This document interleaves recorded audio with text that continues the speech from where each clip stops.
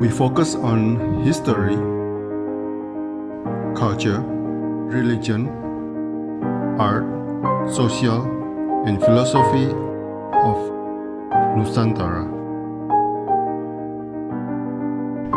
Here, in the presence of Nusantara, we were made to be forgotten about the goodness of ourselves.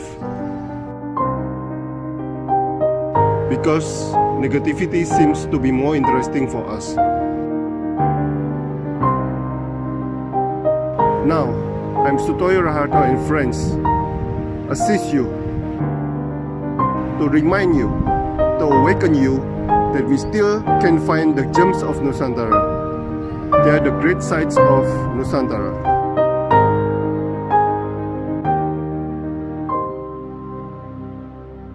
Selamat sore Pak Christopher Emil Jayanata. Ya, selamat sore semua. Selamat sore. Seorang sosiopreneur. Wah, saya lihat kehidupan Bapak sangat luar biasa ini, Pak. Biasa di luar.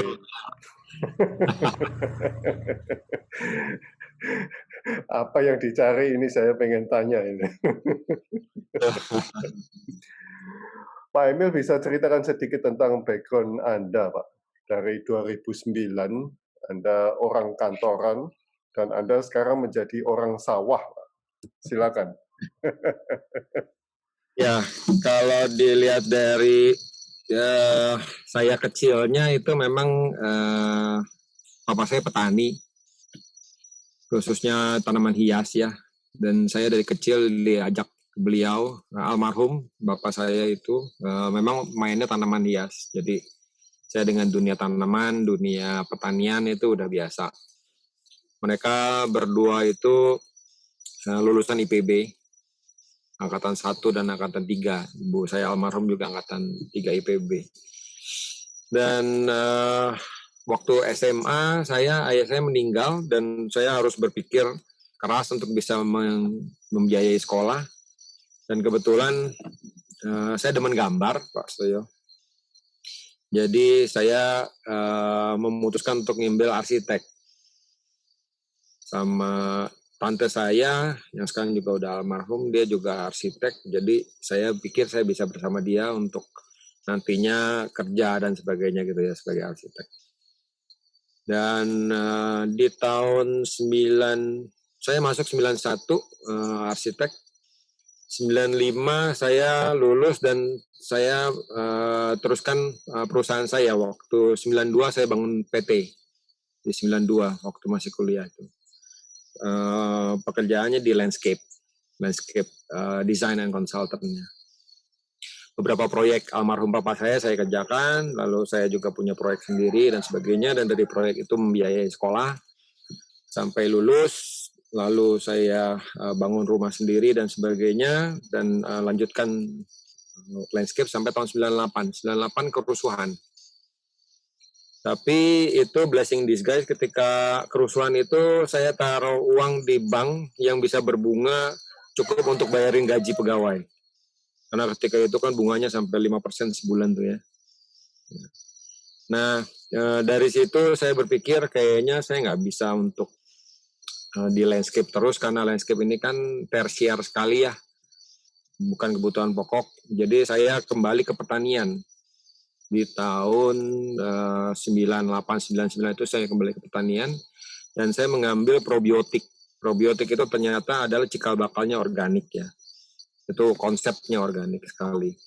Nah dari situ saya mulai mengembangkan pertanian organik dan sampai sekarang saya masih punya perusahaan yang bergerak di ayam organik, Mbak Soyo. Ayam organik ini saya ajarkan petani untuk memelihara ayam nggak menggunakan bahan-bahan kimia, antibiotik dan sebagainya. Dan itu membuat saya akhirnya selisih beberapa tahun kemudian di tahun 2007-2008 saya bangun komunitas organik Indonesia. Sampai sekarang itulah basic saya ya. Di situ saya membantu banyak UMKM, artisan yang geraknya di organik, ramah lingkungan, peduli alam dan sebagainya. Itu komunitas yang saya bangun Sekarang kurang lebih ada sekitar 1.200 UMKM di seluruh Indonesia. Kita udah 10 kali mengadakan expo yang dihadiri oleh kurang lebih 300 sampai 400 UMKM. Dan terakhir kita bikin di Lipomo Puri. Sampai waktu pandemi, akhirnya kita bikin yang virtual, kita bikin bersama Bukalapak, Tokopedia. Tokopedia. Nah, lalu di tahun 2018 saya berpikir saya pengen menyentuh ke hulunya lagi, ke petaninya lagi, ke keluarga petani dan sebagainya. Sampai akhirnya saya diarahkan sama yang atas kalau percaya itu, karena saya nggak tahu kok bisa sampai begitu, ke belulang ini Pak Stoyo. Orang mungkin nggak tahu belulang, taunya kalau di Bali itu kan buleleng gitu ya. Tapi saya di belulang gitu. Dan di sini ternyata memang mereka membutuhkan edukasi dari PAUD, TK sampai SMA, sampai SMA ya sebetulnya ya. Terus ibu-ibunya juga perlu dikasih pembekalan untuk bisa berusaha di luar pertanian, karena di sini hanya pertanian aja yang hasilnya hanya setahun 2 kali, dan sudah banyak anak-anak muda meninggalkan sawahnya. Jadi disinilah saya sekarang membaktikan diri, mungkin sampai seterusnya gitu di sini. Dan memang karena saya ada basicnya komunitas dan teman-teman saya juga banyak, mereka banyak membantu saya juga untuk membangun sekolahnya, membiayai mereka. Saya juga bikin program seperti orang tua asuh buat anak-anak dan sebagainya gitu ya. Nah inilah sekarang saya bikin balai belajar Bali di sini untuk anak-anak, untuk orang tuanya, untuk para ibu-ibu kelompok wanita tani dan sebagainya gitu Mas Bayo. Itulah cerita singkatnya seperti itu. Dan ini rumah Anda yang di belakang ini? Iya, ini jadi saya bangun, saya beli tanah waktu itu di sini 1.300 meter, jauh di dekat gunung. Dan di sebelah saya ini sekolahnya, kalau saya boleh tunjukin. Nah ini sekolahnya, pakai bambu tuh. Iya, oke. Ini saya bilangnya pavilion. Iya. Betulnya diperuntukkan nanti kalau guru-guru mau mengajar, mau membaktikan dirinya di sini beberapa saat gitu, dia bisa nginep di sini dan bisa ngajar di Balai Belajar Bali. Jadi itu yang saya bilang switching energy. Jadi mereka-mereka yang punya pengalaman, punya skill, punya experience di kota yang bisa dibagikan ke masyarakat di sini, itu mereka bagikan di sini, lalu mereka juga bisa belajar sama alam di sini. Udah beberapa teman dari komunitas seperti itu. Kalau dari ini daerah mana Balinya, Pak? Ini kalau kabupatennya Tabanan. Oke. Kecamatannya Penebel, Mengeste. Dia satu kecamatan sama Jatiluwih yang dapat UNESCO itu untuk subaknya itu. Oke. Wow. Ya. Ini seperti masuk ke dunia biku hutan aja ini, Pak. Ya.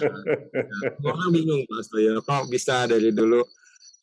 Saya masih ada rumah di Gading Serpong, di Serenade, ya, yang klaster juga. Dan di situ ya kita tahulah ya namanya Jabodetabek gitu kan ya, seperti apa kehidupan kota dan sebagainya gitu ya. Semua serba mudah juga, dekat dan sebagainya gitu, serba ada di Jakarta gitu kan.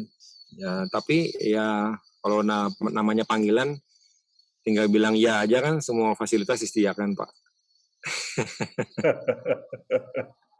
Harus ke sana gitu. Tapi oke. Panggilan dari atas itu inspirasinya dapat dari mana? Dari mimpi atau dari apa ini? Ya perjalanan mungkin panjang sekali Pak Stoyo, karena saya sudah 11 tahun bangun komunitas, dan memang selama membangun komunitas itu pun tidak ada niatan untuk cari uang, cari kekayaan dari komunitas, itu nggak ada sih memang. Jadi memang mungkin mengasah dirinya memang udah kebanyakan di sana sih. bukan sesuatu yang kita cari untuk glamour, untuk materialistik dan sebagainya. Jadi memang kayaknya lebih sensitif di hal-hal yang ketika kita mau mengembangkan sesuatu, bukan diri ya, tetapi kita mau membaktikan diri terhadap sesuatu gitu ya. Jadi itu lebih terbuka. Dan kalau kita percaya ketika kita mengasuh atau mengasah kita punya talenta, Tuhan akan memberikan lagi talenta yang lebih besar gitu kan, lalu kemampuan yang lebih besar, fasilitas juga yang lebih besar, tantangan lebih besar. Tantangannya luar biasa, Pak Stoyo, dan itu tinggal tergantung kita mau terima atau enggak gitu kan, itu tantangannya ya. Dan bukan berarti kalau kita bekerja di ladang Tuhan seperti itu terusnya semuanya serba mudah, semuanya serba enak, semuanya serba nyaman gitu, enggak gitu sama sekali enggak. Tantangannya di mana-mana ada itu pasti. Bahkan mungkin lebih berat daripada yang kalau misalnya saya di Jakarta aja dengan profesionalitas dan sebagainya mungkin akan lebih mudah. Pak Emil, ya, Pak Emil bisa cek di speakernya ada barang atau ada serangga nggak, Pak? Soalnya suaranya masuk sini jadi kresek-kresek. Oh iya, ini hutan Pak. Ini hutan Pak. Serangganya ada di jauh sana. Saya memang di tengah hutan Pak. Oke. Namanya jangkrik, tonggeret ya di sini ya banyak Pak. Nah ini udah mendingan ini daripada tadi. Ya. Pak Emil seorang sosiopreneur. Apa yang dilakukan dalam sosio dan preneurnya, Pak? Silakan, Pak. Oke, kalau sosial memang aku melihatnya gini ya. Kewirausahaan sosial itu kita harus membuat si enterprise atau kegiatan usahanya itu berdasarkan atas kebermanfaatan banyak orangnya. Jadi bukan aku nggak pernah percaya yang namanya kewirausahaan sosial tetapi nyari uang ketika uangnya lebih dibagi ke masyarakat. Bukan begitu. Itu bukan kewirausahaan yang sebenarnya kalau menurut aku ya, karena aku juga pengajar entrepreneurship di Ciputra dan beberapa kali ngajar sociopreneurship juga. Jadi apa yang kita usahakan sebetulnya adalah utamanya landasannya adalah kebermanfaatan buat orang lain dulu gitu ya. Kalau di sini aku mengajarkan ibu-ibu KWT untuk bikin VCO dari kelapa, lalu dijual hasilnya, mereka mendapatkan hasilnya dan kita bisa jual supaya dia sustain. Lalu ajarkan mereka tanam bunga telang yang bisa dibikin teh, mereka bisa berkarya, bisa menghasilkan sesuatu dan nggak cuma nunggu hasil panen aja yang cuma setahun 2 kali, tetapi mereka bisa mendapatkan rutinitas. Dan itulah kebermanfaatan secara sosialnya, yaitu itu sosial utamanya, sosionya adalah di sana. Jadi bukan aku yang kerja lalu aku yang cari uang, mereka sebagai pegawai pokoknya kerjakan seperti pabrik begitu, aku jual uangnya hasilnya dan uangnya nanti ada sedikit yang CSR dan sebagainya. Itu bukan begitu gitu ya. Ini itu CSR namanya, bukan sociopreneur gitu ya. Dari preneurship-nya sendiri yaitu keberlangsungan atau keberlanjutan ya. Jadi kalau misalnya kan aku teman-teman komunitas kan banyak. Lalu memang aku juga punya jaring yang bisa toko-toko organik dan sebagainya, teman-teman yang menjual produk dan sebagainya gitu kan, aku kontak mereka. Lalu aku tawarkan produk-produk ini supaya mereka juga bisa membelinya, jadi sehingga itu kan akan sustain. Ya, terus juga dari sociopreneurship dari sisi edukasi, aku mengedukasi anak-anak di sini, mengajarkan mereka, memberikan fasilitasnya, lalu guru-gurunya ini kan harus dibayar. Jadi aku bikinkan program orang tua asuh. Jadi misalnya teman-temanku yang mau dong Mil, aku bantu 1-2 anak, berapa sebulan? Oke, kamu bayarin 300.000 deh buat 2 anak. Nanti setiap bulan aku kasih laporan dan sebagainya gitu kan. Jadi anak-anaknya dapat pelajaran di sini gratis, guru-gurunya mendapatkan upah untuk mengajarkan gitu kan. teman-temanku di Jakarta atau Surabaya juga senang hati karena mereka punya aliran yang bisa mereka salurkan gitu kan, dana yang mereka bisa salurkan. Ya, jadi semuanya happy. Itulah sebetulnya entrepreneurship sosial yang harus yang kayak bentuk di sini. Nah, sekolahnya itu oke. Mungkin nanti kita bahas. Dari kota besar, Pak Emil pindah ke Bali ya. Mengapa Bali, Pak? Sedangkan di Jawa pun masih membutuhkan banyak balai belajar. Silakan.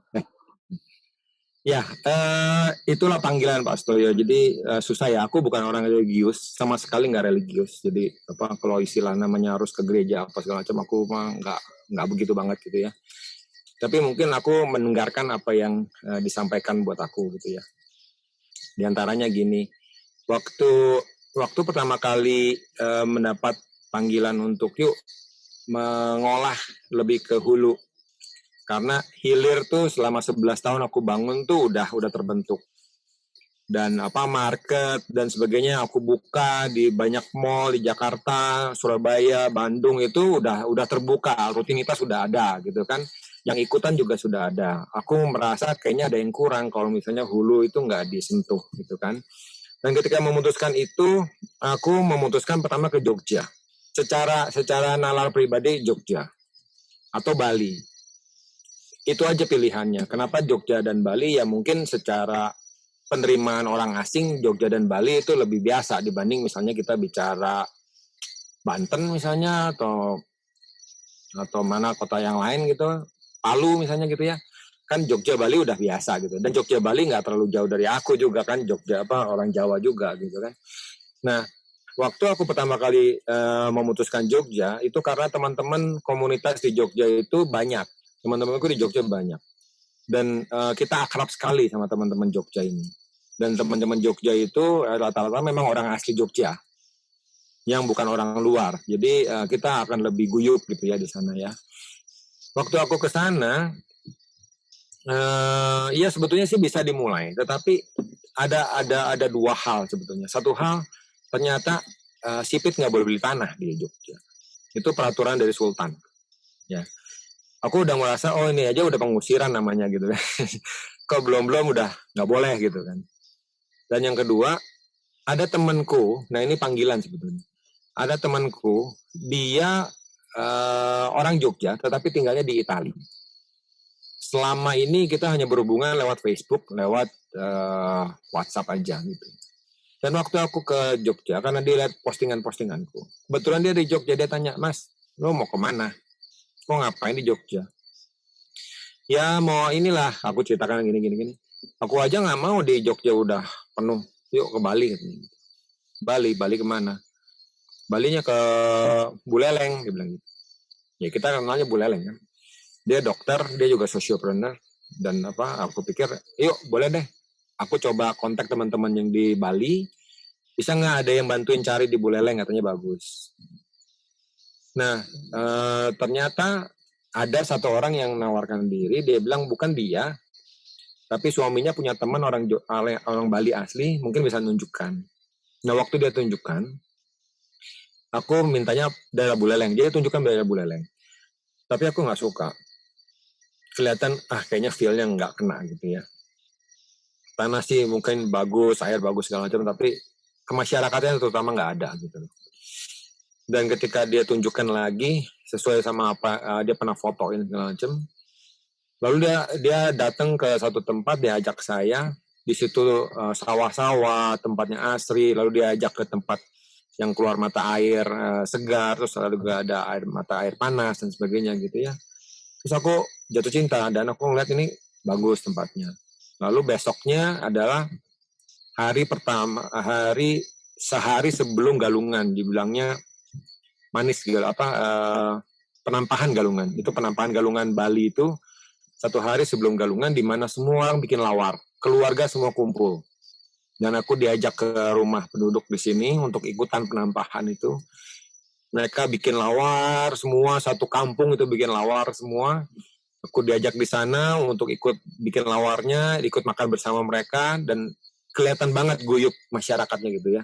Dan aku pikir, wah inilah sebetulnya tempatnya yang aku cari. daerahnya yang aku cari, di mana keguyupan itu masih ada, kemasyarakatnya itu masih kental gitu ya. Dan ketika kita bangun budaya mereka untuk bisa lebih lagi mendapatkan edukasi, kapasitas building dan sebagainya, ini akan baik sekali menurut aku. Jadi udahlah aku memutuskan di sini.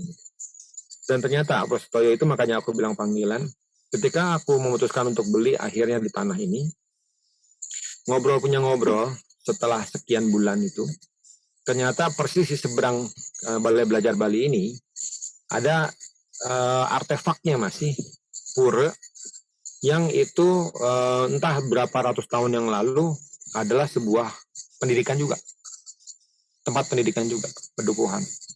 Dan tempatnya udah kuno sekali, tapi pohonnya yang tua masih ada, dan pemangkunya di situ cerita waktu dia kecil itu pohonnya udah setua itu, udah sebesar itu. Jadi itu nggak tahu berapa ratus tahun yang lalu.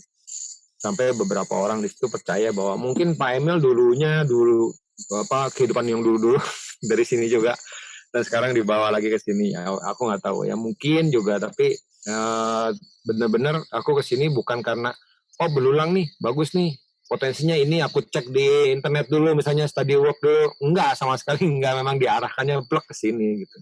Wow. Dan itu memang wow. Ceritanya bingung juga. Nah, Pak Emil kan, ya ini mungkin lebih pribadi. Pak Emil kan sudah punya keluarga ini, Pak. Pada pindah ke sini semua, Pak?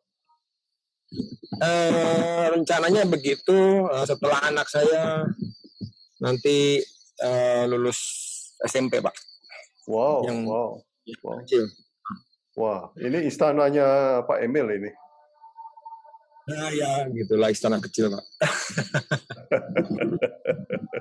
Dari lampu.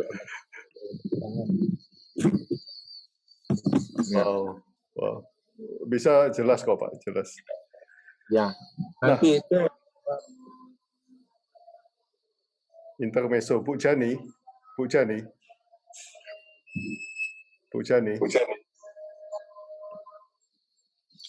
Ya. Beliau meninggalkan kehidupan kota ke hutan loh, Bu. Ini seperti biksu-biksu hutan, Bu Jani. Iya.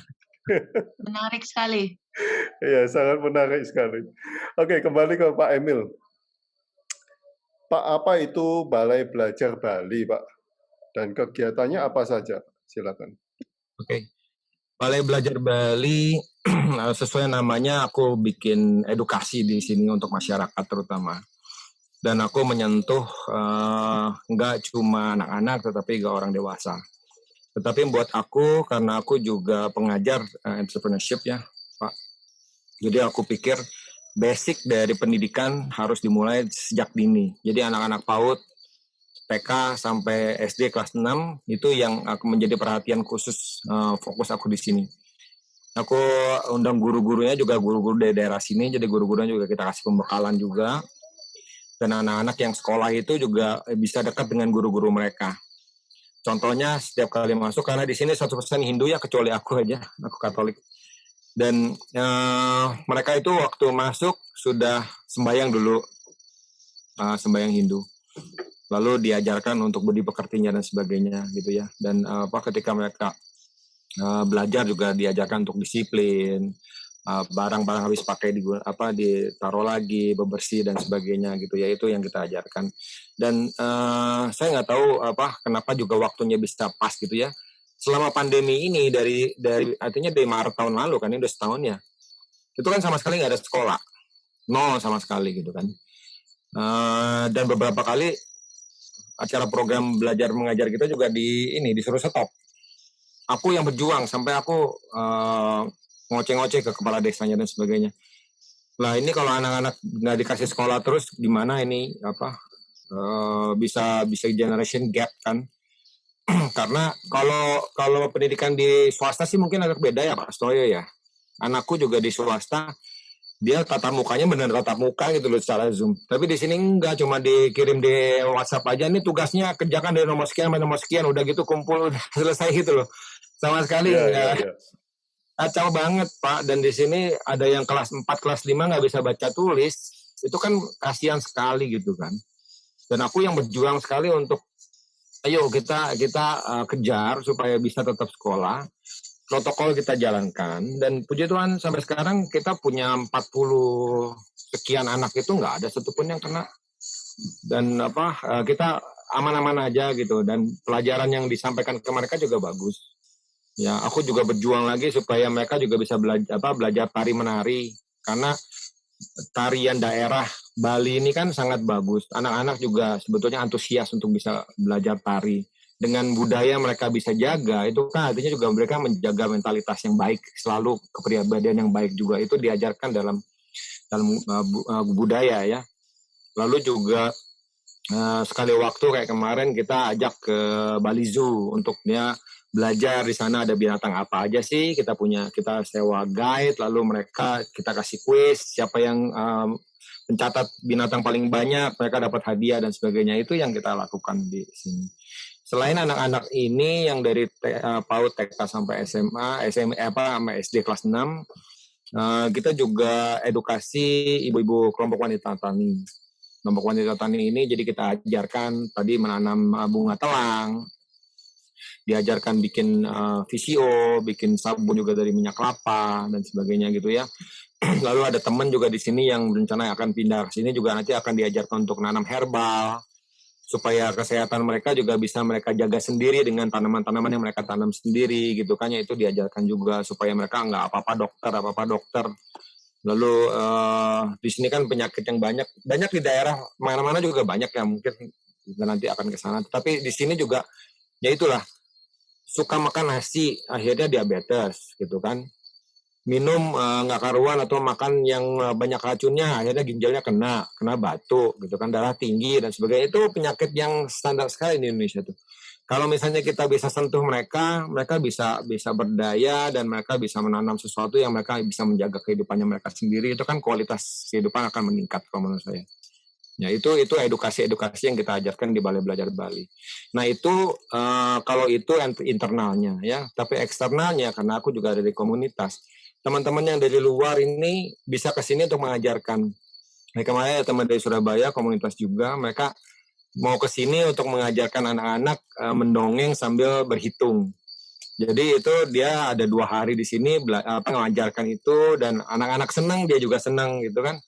Terus juga ada yang mengajarkan mindfulness, ada yang mengajarkan introspeksi diri untuk bisa lebih menghargai orang tuanya dan sebagainya. Dia bakti di sini gitu kan, itu juga mereka datang ke sini, mereka nginep di sini, mereka bisa bakti. Itu yang kita kelola di Balai Belajar Bali. Makanya kita punya gimmick namanya switching energy dari desa dibawa ke kota bawa ke desa. Ya kurang lebih begitulah. Wow. Dan ini gratis, Pak? Gratis Pak. Jadi ini sebetulnya untuk siang saja ya? Iya, sementara ini sih masih siang ya, pagi sampai siang ya. Belum ada. Kalau mereka ke sekolah bagaimana? Waktu masih jam sekolah waktu itu, mereka ke sini sore Pak. Jadi mereka sekolah jam 1 itu, mereka baru ke sini. Mereka biasanya selesai di jam 12, setengah 1 gitu. Jam 1 kita baru mulai sampai jam 3. Kalau sekarang kita majuin karena kosong ya jam 11 sampai jam 1. Nah, awal-awalnya ada resisten nggak dari penduduk desa, Pak? Nah, kita mesti bedakan antara penduduk desa yang benar-benar penduduk secara artinya polos ya, innocent atau naif gitu ya. Itu luar biasa sambutan mereka, Pak. Mereka senang sekali dan anak-anak juga antusias sekali. Untuk sekolah, untuk bertemu temannya di sini, untuk bisa mendapatkan ilmu dan sebagainya, itu antusiasnya tinggi sekali. Ya, tapi saya ini nggak boleh menimpik bahwa di satu kelompok masyarakat ada 1 atau 2 orang yang kita anggap segelintir lah ya, yang nggak suka hati, yang iri hati, itu selalu ada lah. Ya, namanya manusia ya. Jadi kita mesti anggap itu sebagai sebuah tantangan aja lah. Awal-awalnya berapa siswa Pak yang masuk ke Balai Belajar ini? Awalnya dulu langsung banyak sebetulnya ya. Waktu kita sosialisasikan kita mau bikin ini, ada berapa gurunya, anak-anak yang mau colong daftar segala macam gitu ya. Awalnya 12 langsung meningkat jadi 20, terus lalu terakhir malah ada 45 gitu. Ya, dari satu SDN di sini, satu SDN itu 2 Banjar. Banjar itu kalau kita mah RT RW ya. Ya. Kalau di Jakarta itu RT RW ya. Jadi dari 2 RT RW, 2 Banjar itu total ada 35 anak waktu itu. Dan kita berjalan cukup lama sampai Maret PSBB kan, total stop. Dan katanya 2 minggu kemudian buka, ternyata enggak, mundur terus gitu kan. Sampai sekarang udah setahun kan. Nah waktu itu kurang lebih sekitar 4 atau 5 bulan gitu stop. Aku berusaha lagi untuk aku fight ke kepala desanya, kepala dusun, mendesa adat dan sebagainya gitu. Akhirnya dikasih izin, kita dengan protokol penuh, kita mulai lagi. Dan sekarang dari 2 SDN malah. Jadi kurang lebih sekarang ada 3 sampai 4 RT RW itu yang ikut. Dan total anak 45-an gitu. Wow. Berarti udah berapa tahun ini Pak balai belajar ini Pak? Kali kita mulai dari Desember 2000, sekarang 2021, 2020, 2019. Kena 4 bulan kita operate, lalu kena PSBB. ya. Nah, apa yang sudah dicapai Balai Belajar Bali ini, Pak? Kalau dianggap pencapaian, belum ya kalau menurut saya ya. Palingan dari beberapa orang yang pernah cerita sama saya atau cerita lagi gitu ya. Beberapa masyarakat itu ada yang terbantu dengan minum VCO. Mereka sama sekali nggak tahu tadinya itu kelapa itu bisa diparut dan keluar VCO gitu, nggak tahu. Tadinya tahu ya kelapa di sini apalagi buat persembahan dan sebagainya aja gitu, atau minum kelapa muda itu aja. Tetapi ternyata bisa jadi VCO dengan cara yang sangat-sangat mudah. Lalu mereka bisa berikan ke anaknya untuk diminum yang tadinya sakit-sakitan, mereda, kulitnya masalah, rambut segala macam baik juga gitu. Aku beberapa kali dengar seperti itu, dan terakhir aja aku dengar ada ibu-ibu yang tadinya kan ada demam berdarah. Lalu aku titip VCO, sama aku juga ada madu, aku kasihkan. Dan ternyata sampai di rumah sakit dia divonis kena COVID gitu, sampai rame satu Banjar itu. Terus aku bilang, nggak usah khawatir, itu palingan pemeriksaannya salah. Aku bilang, jadi minum aja tuh VCO sama madu. Dan benar, setelah 5 hari dia keluar lagi dari rumah sakit. Nggak diapa-apakan sama rumah sakitnya, cuma divonis saja waktu itu. Tapi divonisnya udah negatif. Dan dia sembuh dari DB-nya. Dia bilang, saya sembuh karena Pak Emil kasih saya madu sama VCO. Dan VCO ini beberapa orang udah bisa bikin sendiri juga. Menurut aku itu suatu kemajuan juga ya. Itu juga di luar anak-anak yang sekarang mereka senang karena ada tarian, terus ada pelajaran juga. Di sekolahnya sendiri, guru-gurunya, kepala sekolahnya bahkan katakan ke saya bahwa, wah ini prestasi sekolahnya meningkat. Mereka yang bilang gitu. Tapi aku nggak pernah nyatat dari berapa jadi berapa gitu, nggak. Tapi makanya kepala sekolahnya dan guru-guru di sana itu sangat-sangat mendukung kegiatan kita di sini. Wow. Ini itu aja sih Pak. Yang mereka apa-apa ya. Nah, ini rencana kedepannya masih tetap sustain di sini berarti Pak? Ya, kalau misalnya kita bilang jangka pendek menengah gitu ya, aku mengolah di sini masih banyak. Di antaranya teman-teman yang mau ke sini untuk pengembangan daerah sini juga, menjaga keasrian lingkungan, memberdayakan masyarakat, tadi kayak ngajarkan herbal dan sebagainya. Itu belum rampung ya, masih proses ya, apalagi kena pandemi gitu kan, jadi lebih panjang gitu kan waktunya. Padahal kemarin mereka sebetulnya udah semangat, ada yang datang ke sini, mereka mau ngajarkan chef, mau ngajarkan masak. Nanti dia punya restoran di Eropa Timur, nanti mau diajak ke sana, itu udah rencana. Nginep di sini beberapa hari waktu itu. Cuma ya karena pandemi restorannya juga tutup di Eropa Timur sana. Jadi ya sekali perubahan tuh. Ya, itu pendek menengah ya. Kita menunggu pandemi sekarang semua menunggu itu ya. Tapi ke panjangnya sebetulnya aku mau bikin sebuah platform balai belajar ini, sehingga platform ini nanti bisa diduplikat. Teman-temanku karena komunitas kan ada yang di Flores, ada yang di Manado, ada yang di Makassar, ada yang di Jawa juga gitu ya. Yang mereka juga butuh seperti ini. Cuma kan aku kan tangan cuma 2 gitu kan. Dan hal-hal seperti ini juga buat aku baru ya. Karena di 2018 kan aku baru turun benar ke masyarakat untuk melihat apa sih keperluan mereka, apa sih yang kita harus bisa bantu dari mereka. Kadang-kadang di kota kita melihatnya lain gitu kan. Oh, kamu kayaknya perlu dibantu ini nih. Begitu ada di sini beda. Dan di sini selama seminggu dan dibanding sama setahun itu mungkin juga beda gitu kan. Kita lebih tahu jadinya secara detail apa sih yang mereka butuhkan. Nah itu jangka menengah ke panjangnya mungkin ke sana Pak Sutoyo.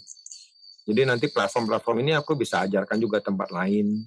Jadi teman-teman yang sekarang aja udah nunggu di Flores, aku diminta ke sana juga untuk seperti ini juga, tapi aku bilang aku belum siap, nantilah mungkin kalau aku udah bikin di sini 4-5 tahun, platformnya udah ketahuan, masyarakatnya kita udah bisa kelola, dan di sini juga udah bisa artinya autopilot gitu ya, jalan sendiri mereka gitu ya, mungkin itu akan ke sana. Sekarang belum, masih jauh. Teman-teman ada yang mau ditanyakan? Saya biasanya ke Bali biasanya Pak. Biasa ke Bali, kemana Pak? Ubud biasanya. Oh, Ubud. Ya, saya bawa volunteer banyak sekali. Oh ya. Iya, tapi tujuannya volunteernya ke Turtle ya, Turtle sama mengajar juga, tapi di pedesaan di Ubud. Ya, seperti programnya Bapak yang ada volunteer dari Prancis ya kalau nggak salah.